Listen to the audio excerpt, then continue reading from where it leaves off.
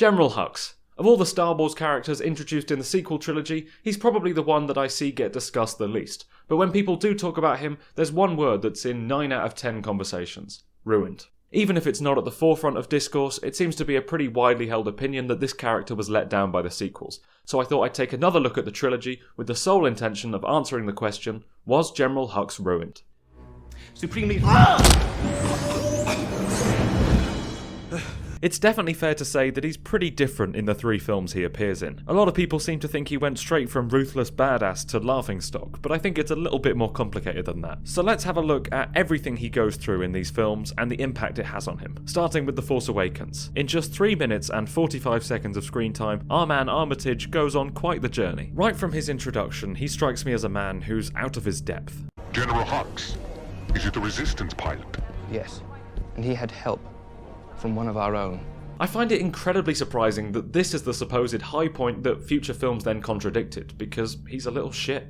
Just a stupid loser, really. The kind of loser who's so unpleasant that when you see him getting bullied, you can only bring yourself to feel a little bit sorry for him. He's snivelling and nasty and pathetic, but it turns out if you take a guy who's snivelling, nasty and pathetic and hand them a position of power or a platform, they're going to get this undeserved level of confidence about them, maybe even tricking you into thinking they've got their act together. I think people were expecting him to be Tarkin, and there's probably a part of him that thinks he's Tarkin, but he's not Tarkin. As structurally similar to A New Hope as The Force Awakens is, the First Order isn't the Empire. We're not looking at those original trilogy leaders, we're looking at the children who idolised those people and decided to continue their ideology. Whether that's Ben Solo, who was essentially groomed into joining the cult, or Hux, who seems to fully support the fascist ideals of the institution. I think there are some relevant modern political parallels that the film could have done a bit more to call upon. I see a lot of people who seem to think that the fact he isn't this calculated, reserved Peter Cushing figure means that he's a bad character, and I think that's where I'm going to have to disagree. Sure, he's failing to live up to the expectations of his role, but I think that's what makes him unique. He's like the Weasley Admiral Motti if he was thrust into Grand Moff position in the absence of a good candidate. I think that's interesting. Far more interesting than just Tarkin again, but we'll get to that. Hux's smallness is punctuated in the scene where he and Kylo Ren talk to Snoke. It's not the most subtle visual metaphor in history, but it works. You can see him almost trembling before his supreme leader. To avoid a bollocking from the boss for the loss of the droid and the map to Skywalker, he puts all his eggs in a Starkiller base-shaped basket, assuring Snoke that his failure doesn't really matter because he'll have soon wiped out all the goodies, and then sneering at Kylo Ren to gloat about how well he handled that interaction. You know, the kind of thing a mature, well-adjusted professional does. Then comes his big moment, his big Nuremberg-y speech at the Starkiller rally. It's a really great scene that simultaneously shows how ruthless and passionate he is and showcases how undeniably unstable he is. The weapon is his ticket to glory, and the First Order's ticket to order. After that success, he seems to physically grow. After blowing up the Republic, he's successfully made it onto an Owning the Libs compilation, and that gives him a substantial ego boost. The next conversation with Snoke de-emphasises that size difference, bringing the focus onto their faces, as if they're almost level. They're still not equals, but he's no longer tiny. Gone is this wide shot, until Hux walks off and it's time to remind us how small Ben is. And as he prepares the weapon to fully wipe the Resistance from the map, you can tell how much Hux has changed. He is suddenly the man. He has it all sorted. This lasts about 5 minutes. When the Resistance shows up, this confident facade starts to crumble. We see a look of what seems to be childlike terror in his eyes. His reputation, his career, and his life were riding on the success of Starkiller Base. He had no reason to assume that the Resistance would provide anything beyond a minor setback, but even the threat of delay to his success scared him. Now imagine what losing the whole weapon would do.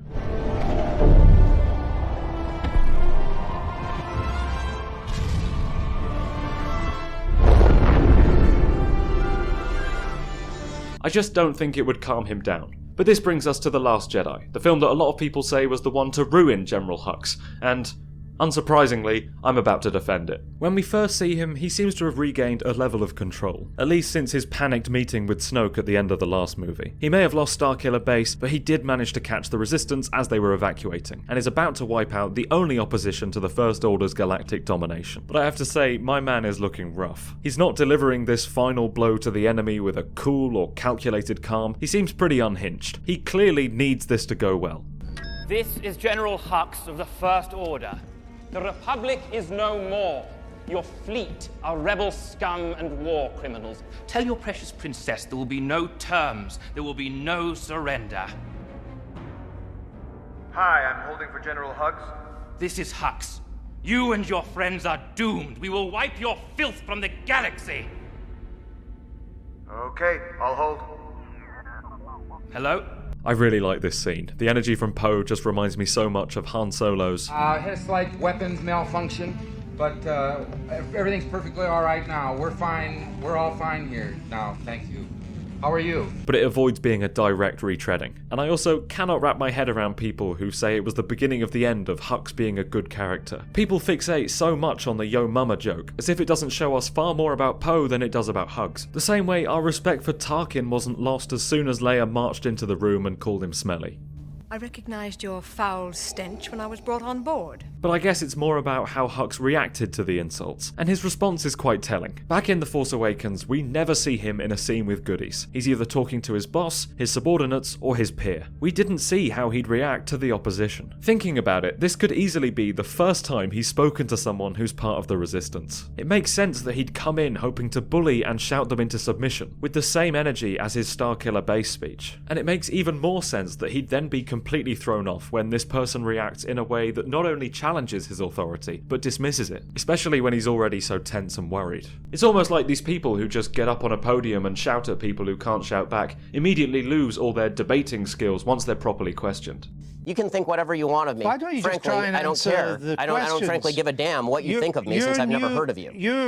And I've never heard of you until I briefed myself for this. To me, this messy Hux feels like the logical next step. I think he would lose control of the whole situation. It kind of reminds me of Lucius Malfoy in Harry Potter. He had it all. He was in such command of every room he was in. Then when Voldemort showed up to remind him who was boss and lament his failure, he fell from grace and became the loser he'd probably always been. Losing the droid and the map to Luke Skywalker was Hux's failure. Then Starkiller Base was another failure. Then, thanks to his inability to cope with Poe Dameron's tomfoolery, he failed to destroy the Resistance and lost a dreadnought. He's about to finally get that bollocking he's been postponing since that initial conversation with Snoke, only it comes after 3 even more severe mistakes. Of course he looks like this. Supreme Leader Snoke is making contact from his ship.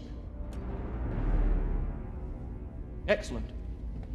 I'll take it in my chambers. Snoke then obviously wipes the floor with him, literally. His insignificance is finally put on full display and the real snivelling loser is revealed. I never saw this as a change, just the slipping of a mask. This has always been who Hux is. He was just able to hide it with bullying, fast talking, loud speeches, and gigantic super weapons. To me, the only real inconsistency in Hux between those two films is his appearance. Considering there's pretty much no time jump, the fact he goes from looking like this to this is a bit jarring. That kind of change doesn't just happen, especially not without people noticing. But it does work to further show what a mess he is. He again avoids being completely destroyed by assuring the Supreme Leader that he can track down and wipe out the rebels with ease. He gets back into the temporary good books of his boss, which is where he's always trying to be, sneering at Kylo Ren for the second time as he walks away relatively unbollocked. Remember, this is the film that supposedly contradicted his character. I'm struggling to see what's changed about him, other than circumstance. Then begins a game of cat and mouse that lasts for a considerable chunk of the film. Hux and the First Order ships just sit there in their arrogance, waiting for the Resistance to run out of fuel. I think this temporary stalemate is a pretty tense and creative setup, and I don't think Hux is a total moron for assuming it would work. He's blinded by his hatred for the Resistance for sure, but he had no reason to assume this plan would go wrong. He desperately needs the victory, for so many reasons, and would probably prefer playing the long game to ensure it happens, rather than taking risks. An additional reading is that he prefers the idea of showing the rebel scum that their attempts are futile. Letting them run away with no chance of escape before killing them is just a bit more twisted than using light speed to get ahead of them, or whatever people on the internet say he should have done. And it fits with his determination to give Poe a pre-rehearsed speech about his failure. The chase comes to an end when Finn, Rose, and DJ are captured, and General Hux, a man who is constantly in an internal tug-of-war for control of the situation, feels like he's won. The eerie calm has returned. His smug aura mocks them. He looks incredibly pleased with himself. I mean, he should be. He's won. The Liberals have finally been foiled by his facts and logic. Then when a very cool lady with purple hair shows up to put him back in his stupid place, he immediately starts losing that tug of war again. You can literally pinpoint the moment he realizes he's going to lose. The pride, the overconfidence, it all just melts away in a matter of seconds. And you see the frightened eyes of a child who's just realized he's pissed himself in front of the whole class, which I'm sure happened to him a few times, and probably to Ben Shapiro as well. He's going to lose everything, and it's very unlikely that he'll survive his next meeting with Snoke. Except, there is no next meeting with Snoke. You see, it's been the singular focus of my analysis, but this part of the film really isn't the A-plot. For a while, it's hardly even the B-plot. There's been some other stuff going on while Armitage was vibing on his ship. Arguably stuff that's more important. Hux took a less active role in this movie's main story than in The Force Awakens, even though he actually has 45 extra seconds of screen time. If we're looking at The Last Jedi in relation to other Star Wars stories, it makes sense for the General to be sidelined for the sequel. The first film introduced us to the evil, mask-wearing dark side baddie, working alongside a mean military leader. Then when it came to the follow-up, the focus became more on the dark side itself, introducing a plot about the guy in the mask's evil master and their plan to make our hero join them. Kylo Ren was our Vader, Snoke was our Emperor, and this aspect of the story didn't have room for our Tarkin. Especially because, like I said, he never really was our Tarkin. Episode 8 saw him taking a role much more in line with the Ozels, the Needers, and the Piettes of The Empire Strikes Back. More of a plot device than anything else. Because if there was any more focus on these guys, people might pay less attention to these guys. And these guys are significantly more compelling and important. It was looking like the sequels were going to continue along this original trilogy track, roughly speaking, with the stage being set for a final confrontation with Rey, Kylo Ren, and Snoke in the third installment, probably ending with a sacrifice redemption from Ben. And then this happened.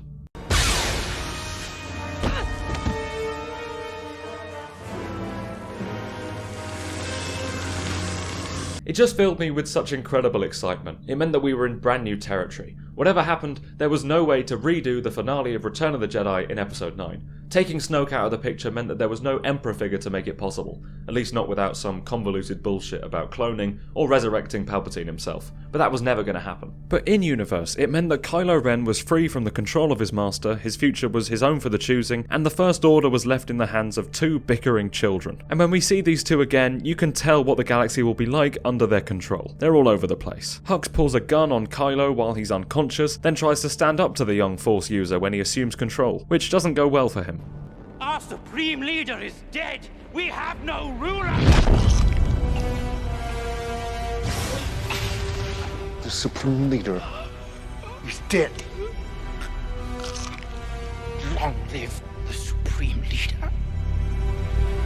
And from that moment onward, Hux is just Kylo Ren's second in command. Under Snoke, when they were considered sort of equals, they could disagree. Hux was in a position where he could argue. Now, not so much. Supreme Leader, don't get distracted. Our goal... The last we see of him, he is staring at his new Supreme Leader with pure hatred. Ben Solo's obsession with Skywalker distracted him long enough for the Resistance to escape. The General must have felt like he was stuck in a time loop, flip-flopping so many times back and forth on whether or not he was about to destroy the Resistance. And when he finally had them backed into a corner, Kylo Ren caused them to fail. His career aspirations had been halted, his army usurped, and he could either roll over and let it happen, or be killed. It's a really interesting way to leave the state of the galaxy and the First Order. Was Hux going to attempt a coup? Maybe noticing that Kylo Ren was heading more towards the light and seeing an opportunity? He could even team up with the Knights of Ren. Or maybe he'd just descend further into insanity. It all seemed very possible. Whatever happened, it was a dynamic that I was very excited to see explored further in the sequel. But unfortunately, a sequel was never made. We did get a film called The Rise of Skywalker though, and I guess the big question on the minds of the people making that was, can you pick up where the last film left off and take this figure of ridicule, this punching bag for pretty much every character, and turn him into a tangible threat? They decided the answer was no. Instead, Hux was pretty much written out of the narrative. Replacing him is Richard E. Grant's Allegiant General Pryde, who is Kylo Ren's real right-hand man in the story. Hux is just there, sucking up to both of them. Oh, but as if that wasn't bad enough, there's also an underbaked subplot about a mole within the First Order, leaking information about Palpatine's return. And when Finn, Poe, and Chewbacca are captured, guess who reveals himself to save the day? Because apparently Hux was so angry at Kylo Ren that he decided to sabotage the entire First Order. I don't care if you win.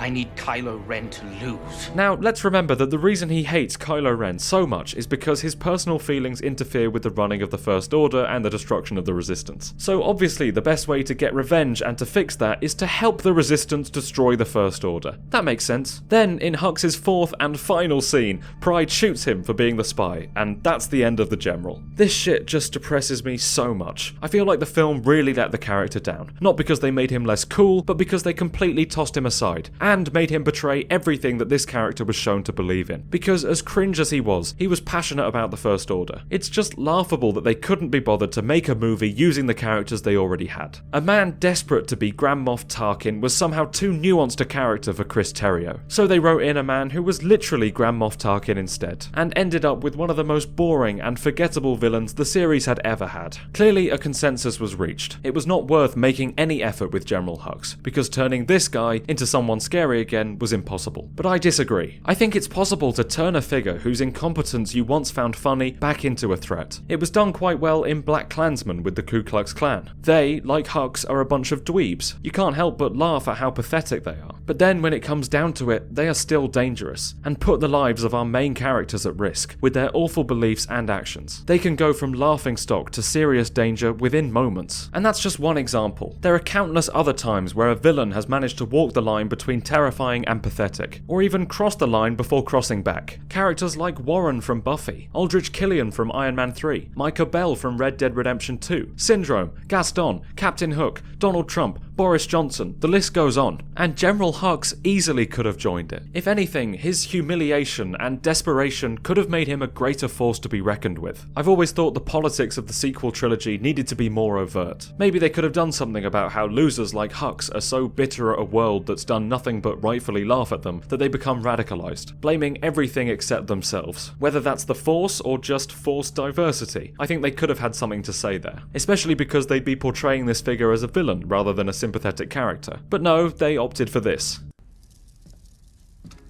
I'm the spy. There is something so undeniably hilarious about this line. As much as the situation frustrates me, I always laugh at how stupid this is. It's the most unintentionally funny moment since the prequels. I kind of love it, but it's still an embarrassing reflection of the film and the way it treats the character. It's actually one of the things I think Colin Trevorrow's unused Episode 9 script did a little bit better. In this story, Hux plays a much more pivotal role, this time as Chancellor of the First Order. I guess the highest position he could ascend to while Kylo Ren was still Supreme Leader. That story had the main war side of the film take place on Coruscant, with Hux spearheading that side of the fight, while Ben Solo provided the scarred face of the more personal and Force-related stuff. And the two continue to not get along. This whole idea of a climactic battle on Coruscant with the potential for a Finn-led stormtrooper rebellion was pretty cool, and it would have been great to have General Hux in such an important position, even if political power is a weird shift from his military focus. Maybe in the First Order the two are the same. This script wasn't perfect. There was this bizarre new subplot about Hux being obsessed with the Jedi and maybe even becoming Force sensitive, and I have no idea where that came from, but maybe it was worth it for how cool this looked. This is from the end of the battle, when General Hux uses one of the lightsabers from his collection to kill himself, just after the point where he, and I quote, realizes the tragic truth: he lost the Star Wars. The script has its flaws, but it did do something with the character, and I'm sure Domhnall Gleeson would have done a great job conveying, "I lost the Star Wars," with just a facial expression.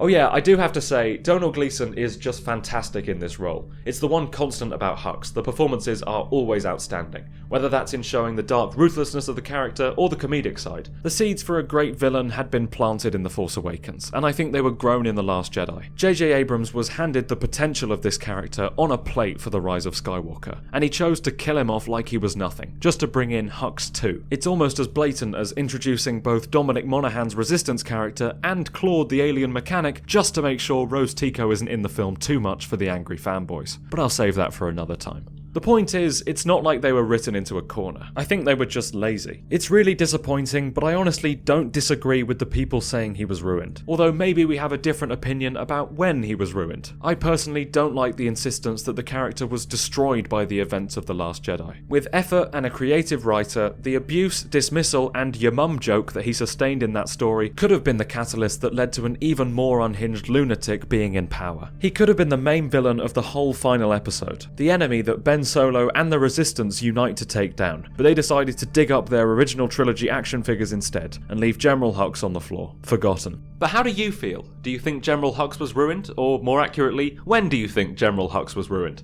I hope you enjoyed this video. I definitely enjoyed reflecting on this character. I have a few ideas for other videos like this in the future, so let me know if that's something you want to see going forward. And also, thanks for watching. Remember to hit like on this video and let me know how wrong I am in the comments. And subscribe to the channel so you can continue to leave these comments on all my upcoming videos. I'll be making more stuff about Star Wars, Doctor Who, film and TV in general. Links to my Patreon and Twitter are in the description, and also a link to my new Twitch channel. I may hop on there sometime soon. There will be a new video in 2 weeks. Love you lots.